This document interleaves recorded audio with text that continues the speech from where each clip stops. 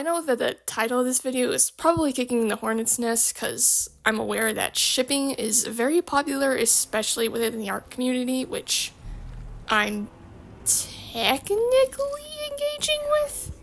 I don't necessarily consider myself a part of any community, I just do stuff. But this video isn't about me. It's about why I hate shipping. I was originally hesitant to say that I hated shipping because I thought romance and shipping were similar or the same thing.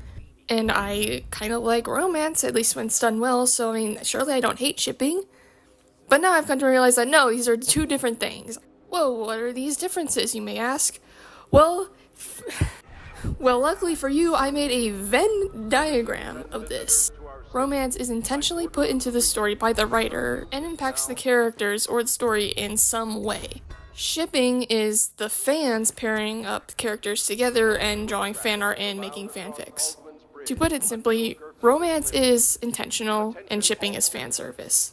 One of the reasons why I really don't like shipping is because I think a lot of the time it just misses the point of romance if the couple is canon.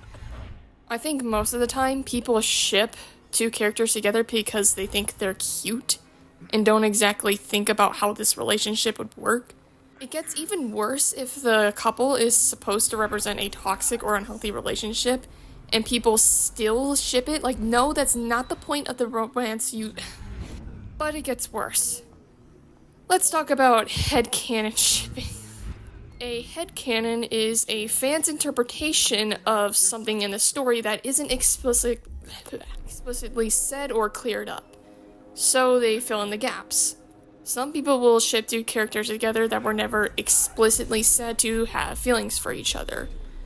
Okay, that's kind of weird, but whatever.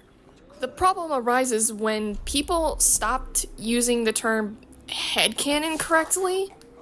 Like I said earlier, headcanon is supposed to be an interpretation of an unclear part of the story that was never explicitly stated. Headcanons, in terms of shipping, now kind of just mean a ship that's not canon, or just you made up. There will be two characters who are canonically in a relationship in the story, an intentional romance made by the writer. People will take one person in that couple and then pair them up with another person that isn't the first person they were in a relationship with in the story. At what point does it stop being a headcanon and start being a fanfic? Like, just call it a fanfic. The thing that annoys me the most about headcanons is that it kind of feels insulting to the author who worked hard to make this romance if it's done well. Just remember that. If someone did that to my story where I had two people in a relationship and then they shipped them with different characters, I would feel upset.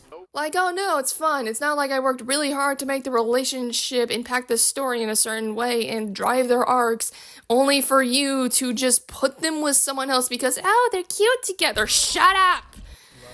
That's the thing I realized a lot about with shippers, is that they tend to just ignore or don't care about the original source material that they are supposedly fans of. I have actually seen someone say, screw canon to a show that they like, because they wanted to ship characters that they wanted. Why do you watch the show? Just write your own story if you want to make characters kiss each other. Why bring someone else's quirk into it? My writing is not supposed to satisfy your fetish. Another thing I've also noticed is that fandoms that are heavily deep into shipping culture are always toxic hellscapes. I have yet to find a fandom that encourages shipping that isn't just straight up Chernobyl. I can hear the comments coming from a mile away. Yes, there are fandoms that don't have shipping in them that are still toxic. What I'm saying is that every fandom that I've seen that does have a lot of shipping in it tends to be very toxic. However, I would still prefer a toxic fandom that doesn't have shipping in it versus a toxic fandom that does. Something about shipping just makes people... I don't know what's the right word to say this, animalistic? That's kind of harsh, but it's the only one that's coming to mind. People just take shipping so personally. I've recently been getting into Assassin's Creed, and I got to see how the fan base looks. It's not good. Most of what I see is people being unhappy with the current direction the franchise is going in, saying that Ubisoft ruined it a long time ago, and also people infighting over their favorite games. Some people will actually get mad at you for liking a game that they don't. And I've seen some people call Black Flag not an Assassin game. So, yeah, the Assassin's Creed fandom is definitely far from being the best one out there. That being said, I would still prefer this fandom over the Wings of Fire fandom. Why, you may ask? Well, you probably guessed it by now. There's no shipping in it! And it's not that there's just no romance at all. There's plenty of romance within the games. Most of the time, the protagonist will have a romantic subplot to their story. You can have romance without having shipping. You can like a couple without engaging in shipping culture. It's possible. I feel like I'm going insane. Also, this is a nitpick, not an actual criticism, but what are ship names now? Ship names used to be a combination of the names of both people in the relationship. I'll use Wings of Fire as an example. There was a popular ship that involved the two characters, Clay and Peril. Their ship name was Clairol. See? That's easy to get to.